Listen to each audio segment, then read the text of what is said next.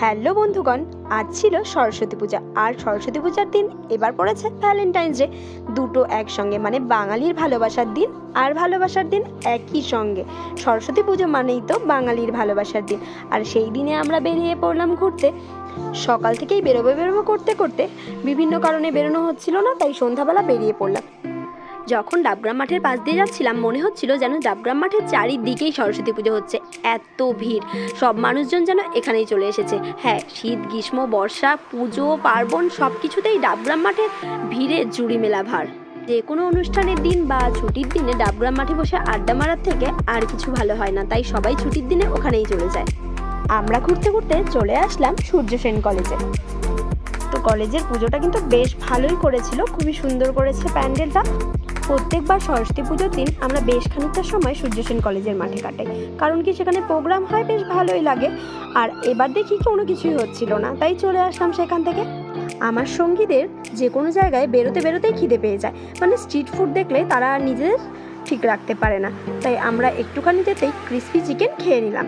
তারপর তো আমাদের চারজনেরই প্রিয় গরম গরম চিকেন মোমো। এরপর চলে গেলাম আমাদের স্কুলের সামনে দিয়ে, আর স্কুলের পুজোটাও দেখে নিলাম। স্কুলের পাশ দিয়ে যতবারই যাই স্কুলের দিনগুলোর কথা মনে পড়ে যায় বারবার।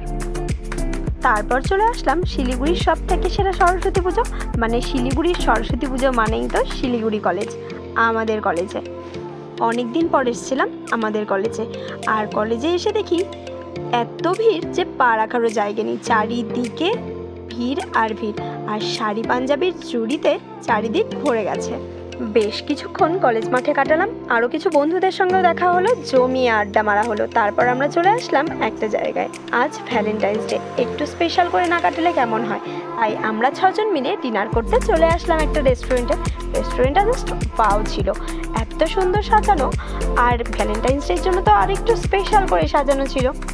আমরা 6 জন মিলে বেশ কিছুক্ষণ গল্প করে আড্ডা মেরে খানিকটা সময় ওখানেই কাটালাম। বেশ দারুণ গেল সন্ধ্যাটা। তারপর চলে আসলো ইয়াম্মি সব খাবার দাবার। রাতে ডিনার করে এবার বাড়ি ফেরার পালা। টাটা বন্ধুরা, আবার দেখা হবে অন্য কোনো ব্লগে।